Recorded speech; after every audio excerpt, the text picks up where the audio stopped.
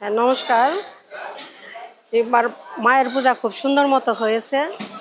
প্রত্যেক বৎসরই মায়ের কৃপায় প্রতি বৎসরই আমি আসি, কিন্তু প্রতি বৎসরে না এইবারও আসছি, কিন্তু এইবার অন্য অন্য বৎসরের তুলনামূলকভাবে অনেকটাই ভালো হয়েছে।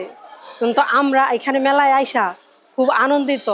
ভাড়ার দিক দিয়া পরিচালনা, সার্বিক দিক দিয়া পরিচালনা খুব সুন্দরভাবে করছে। নবনির্বাচিত এমপি সাহেবরে ধন্যবাদ। এই কারণে এর পরিচালনায় আমরা অনেক খুশি।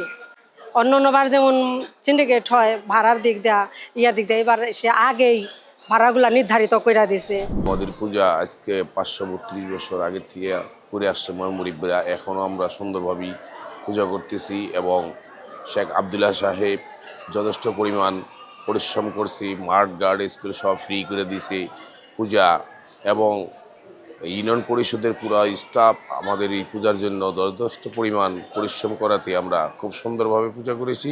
আমাদের পূজায় কোনো রকম কোনো সমস্যা হয়নি।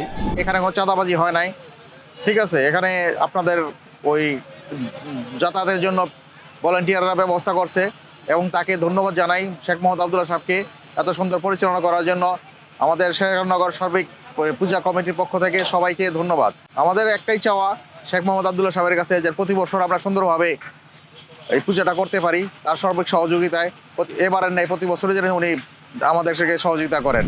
24শে মার্চ আমাদের এখানে অনুষ্ঠিত হলো বাংলাদেশের ঐতিহ্যবাহী শ্রী শ্রী রক্ষাকালী পূজা।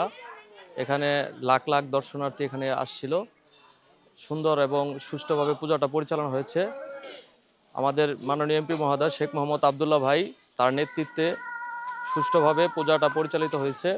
এখানে কোনো চাঁদাবাজি হয়নি, এখানে কোনো আপনার ছিনতাই হয়নি, কোনো ভাড়া বেশি নেওয়া হয়নি।